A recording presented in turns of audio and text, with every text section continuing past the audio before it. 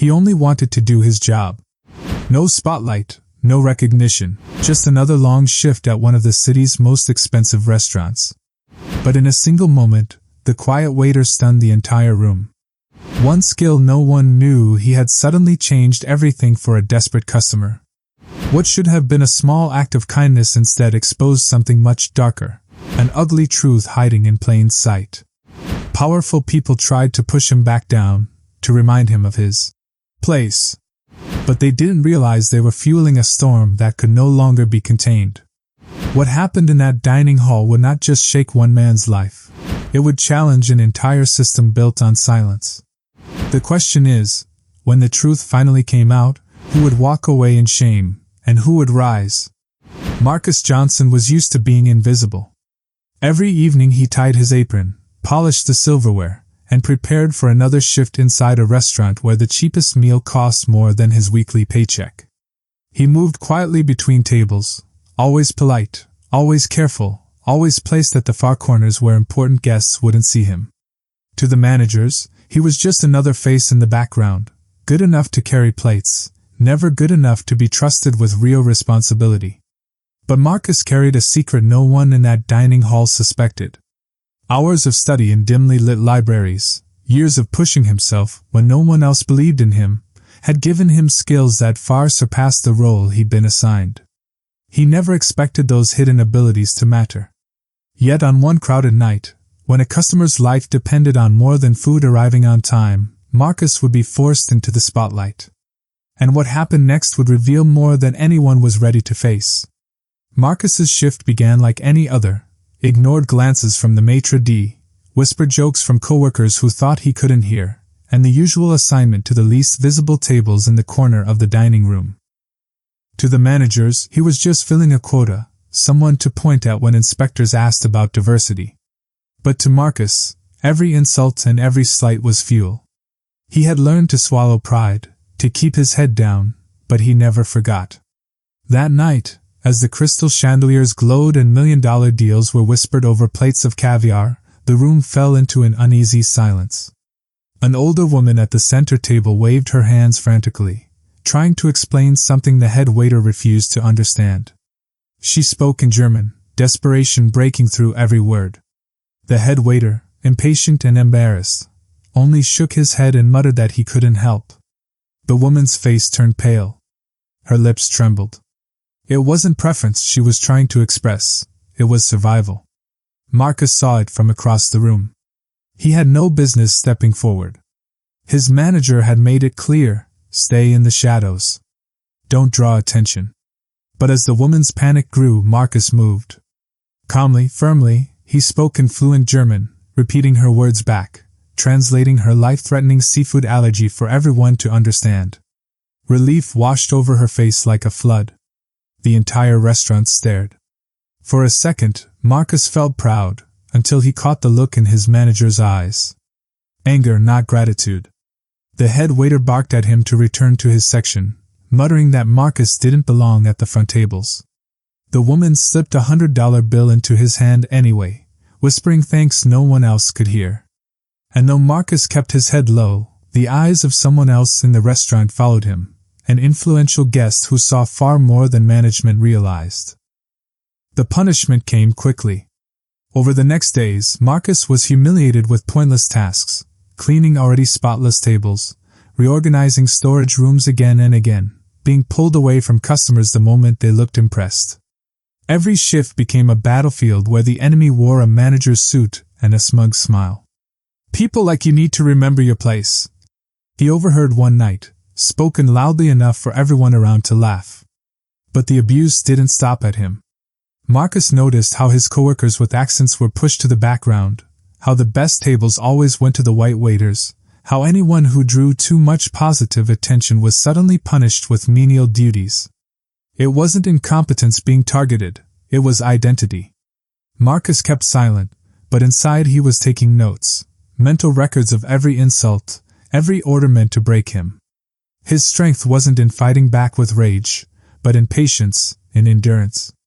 And just when the managers thought they had beaten him into submission, another test arrived.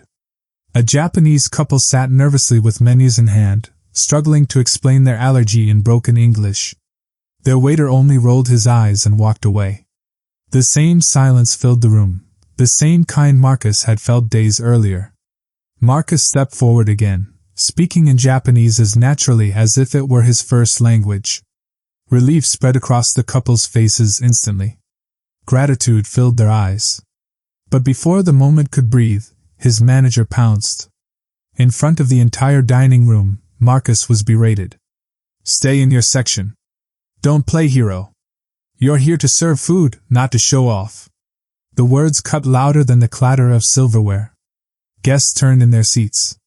Some looked down in discomfort. Others stared at Marcus, waiting for him to respond. But he didn't. He bowed his head, muttered an apology, and stepped back. Yet in his silence was a promise. A quiet certainty. The manager thought he had won, but in that moment, Marcus decided something no one else could see. He would no longer just endure. He would prepare.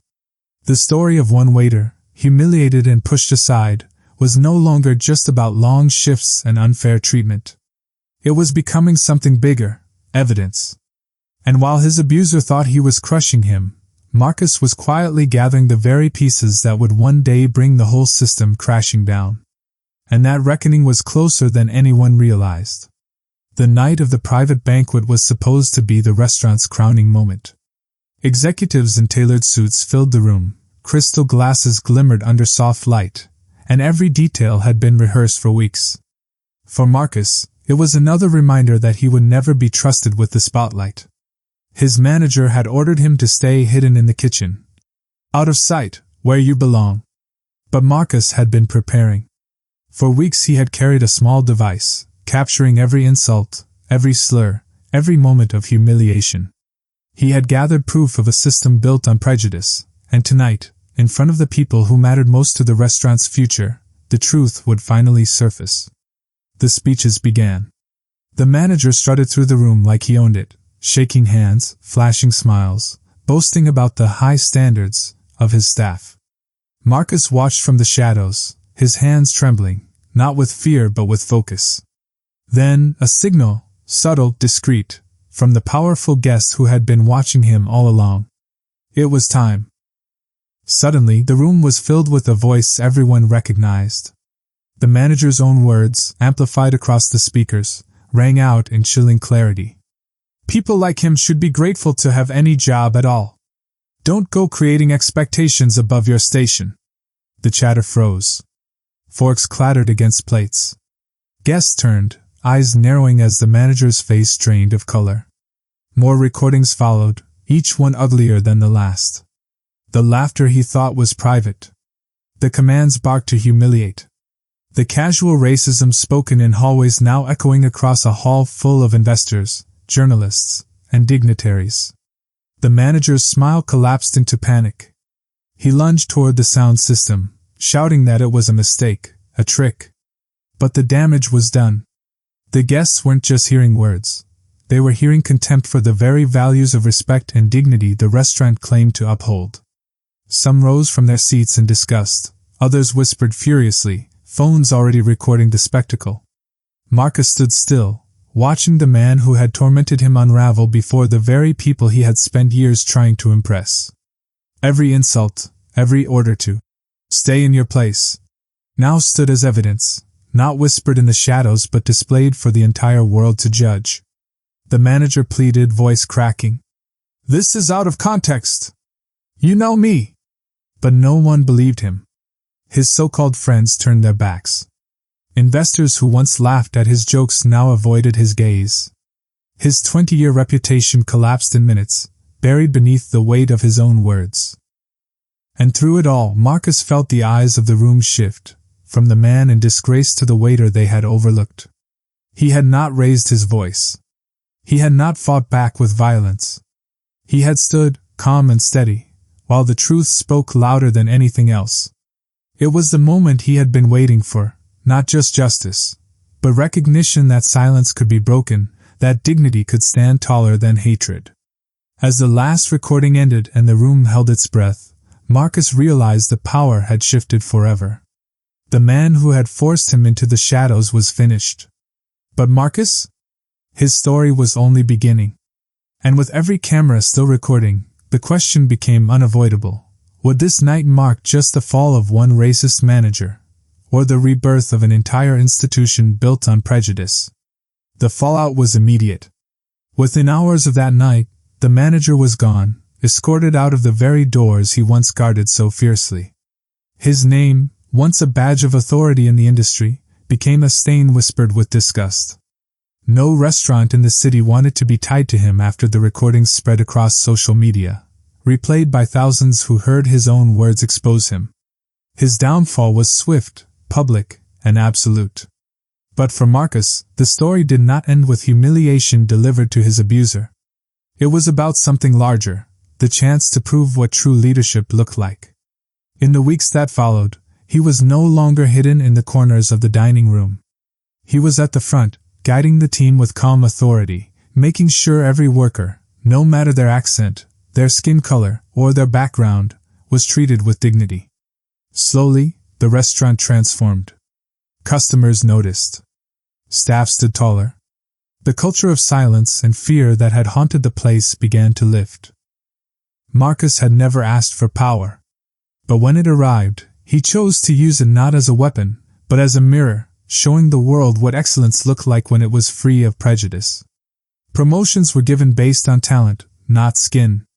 The best tables were served by those who earned them, not those who fit a stereotype.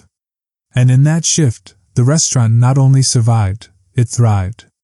It became a place known not just for its food, but for the values it stood for. Yet the impact stretched far beyond those walls. Other establishments took notice. Workers who had once stayed silent began to speak up. Customers began to question what happened behind the kitchen doors of the places they supported. Marcus's story was no longer just his own. It became a spark for conversations that had long been avoided in the industry. Still, the scars remained. For every victory Marcus earned, there were memories of the nights he had been belittled, humiliated, told he did not belong. And those memories mattered because they were not unique. They belonged to countless others whose stories never made it to the spotlight. His journey was a reminder that behind every smile in a dining room, there might be a worker enduring what Marcus once endured, silenced by fear of losing everything. That's the uncomfortable truth. His story was not an exception. It was a reflection of a system that too often devalues people for the color of their skin rather than the strength of their character. And while one manager's downfall was satisfying, it raised a harder question: how many more remain protected by silence? Marcus knew his fight wasn't over. But he also knew something powerful: dignity is contagious. Once people see it stand tall, they begin to recognize their own. That is why his story matters, because it shows what happens when one person refuses to be broken, when one truth refuses to stay hidden.